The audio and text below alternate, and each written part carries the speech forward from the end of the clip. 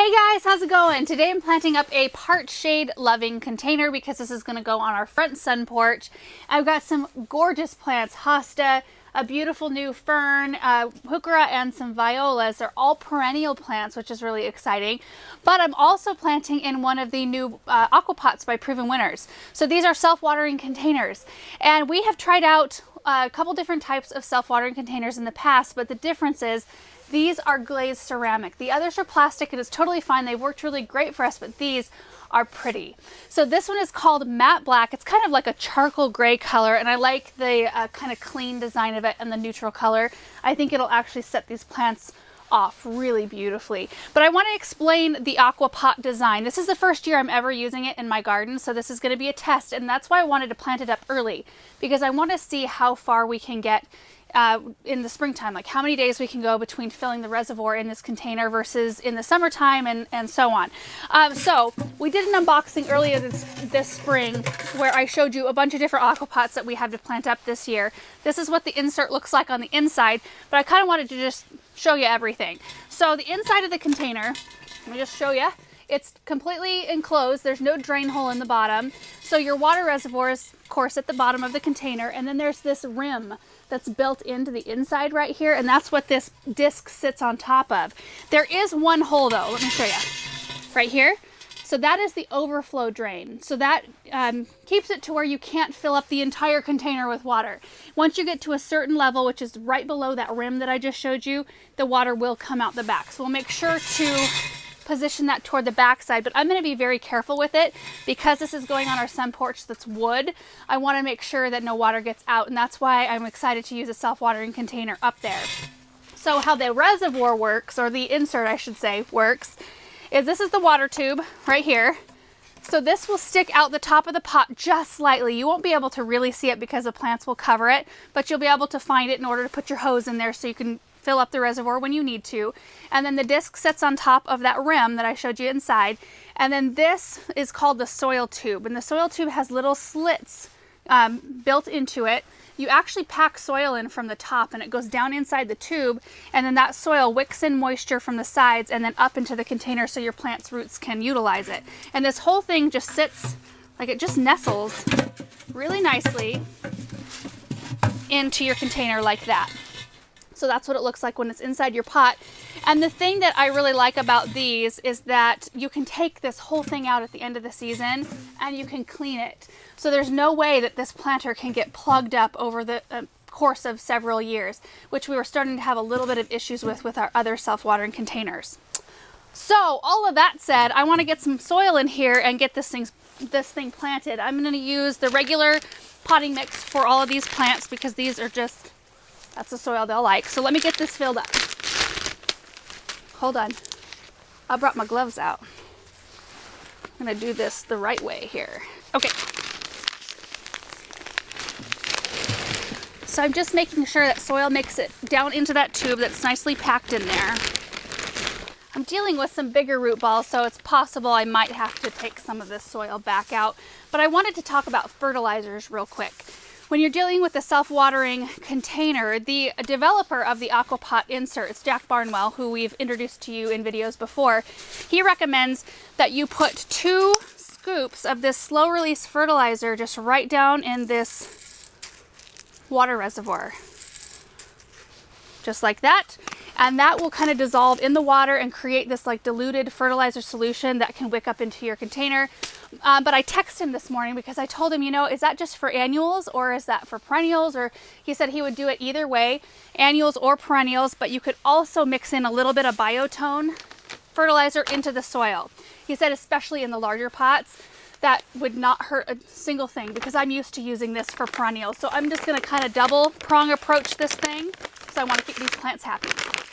So I'm just going to put a little bit in there like that and just mix it in thoroughly, kind of into the planting portion. I don't need to get it all the way to the bottom of the soil. Okay, so you might wonder if I'm going to be burning the roots of my plants by using both types of fertilizer, but both of these are very slow release type fertilizers. There's very little chance. I'm also not packing it full. Like I only put, I don't even know, maybe not even a 1/4 cup of the biotone in here, and then just the 2 scoops of slow release. So everything should be fine. And I think what I'm gonna do is start with my centerpiece plant first.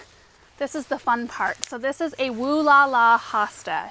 Now these things get huge, like 3 to 4 feet tall and 5 to 6 feet wide. So clearly it's not something that can live in this container forever, but it can this year. It takes approximately 4 to 5 years for a hosta that gets that big to actually mature to that size. So we've got a little bit of time. This is a zone, I can't even remember, 3 through 9 maybe? Oh, I was right, 3 through 9. And it blooms early to midsummer. So this one has been grown on a little bit in this warm greenhouse, so it has thrown a bloom spike already a little bit early. We don't typically grow hostas for their bloom, so I typically cut mine off. I'll let this one bloom because it's in a container, and usually it attracts hummingbirds. So this one, I'm gonna rough up the roots just a little bit. You can see at the bottom here, it's a little tight. Not bad though. And then this is gonna go to the back left. The doorway is gonna be right here. This is gonna sit to the left of the door as you walk out of it. So I want the tall centerpiece to be on the left side here. That would be your right, my left. Okay, and you wanna make sure you've got soil all the way around that root ball. Then I'm gonna go ahead and tuck in my Heuchera. This is a wild berry Heuchera. Grows about 10 to 14 inches tall, like 16-inch spread, I think. Zone 4 through 9. So this is a beauty right here. Love the color of foliage both with the container and with this hosta.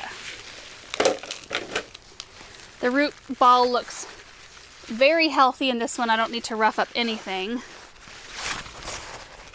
I'm gonna likely have to fuss with this a little bit once I can see it from the front, but you get the idea. All right, and then next I'm gonna tuck a few of these violas. They're called Sorbet Orchid Rose Beacon. They have the sweetest little faces and they are a perennial, so I can plant all of these out in the landscape.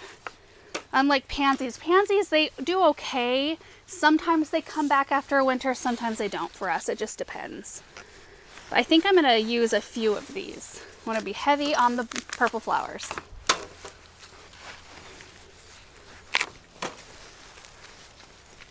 And 3. And the last plant I want to put in here, other than maybe another viola or two, is a new fern. It's called Crested Surf, and this is the most gorgeous fern ever. If you look at the top of the leaves, they have a double crest. Let me find a really good example right here. So if you follow that up, you can see it forks at the top, double crested, and I love the color of the stem. It's the same color of this Heuchera. So this Heuchera really draws that color out. And if you look at the underside of the leaves, you can see a lot more of that kind of deep purplish red color, and the variegation is beautiful. So a little bit of details on these, since these are brand new to me. 20 to 22 inches tall and a 28 to 30 inch spread, and they are a zone 3 through 8. So this is going to be gorgeous. I have a few more of these too, so I'm hoping in the end I'll use some in containers, some in the landscape, but I would love to have a big kind of swath of these somewhere in my garden. I might need to remove a little bit of soil.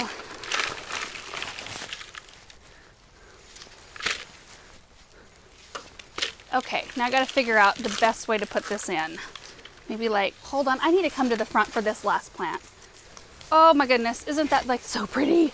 Now I've got a little bit of air pockets around the fern, so I'm going to pack some soil in around that, and then I'm essentially done. Just crazy. It's really simple. So I think I'm going to put in one more viola, kind of right in here behind the Heuchera, just tucked in, just to fill in this little bit of space here. But the Heuchera will grow a bit, and it will also put on bloom stalks later on this season. So even if I didn't put a viola here, it would still fill in and look really pretty. So let me do that real quick. And then I'm just kind of fussing with the leaves to make sure I like how they look.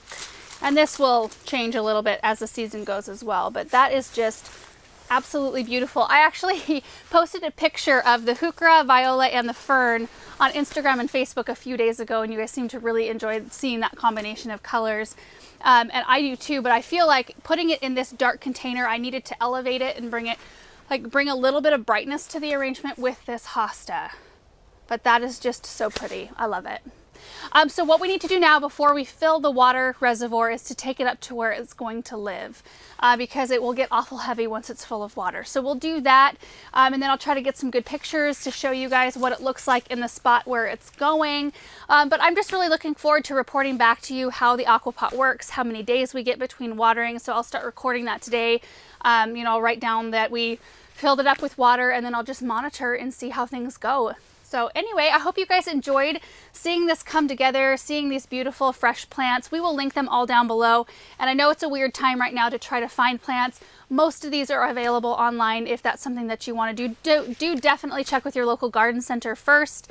But yeah, thank you guys so much for watching this video, and we will see you in the next one. Bye.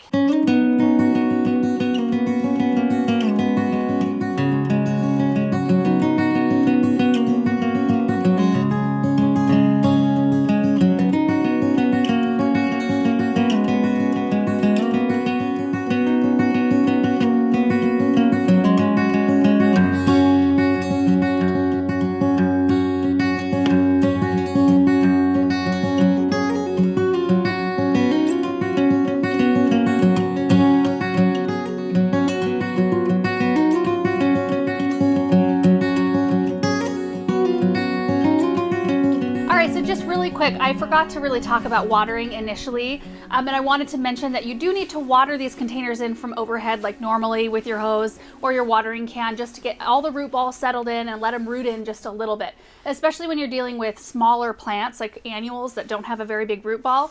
We're dealing with a lot bigger root balls here for the most part, so they reach further down in, like closer to the water reservoir, so probably wouldn't have to do it as long with this sort of arrangement.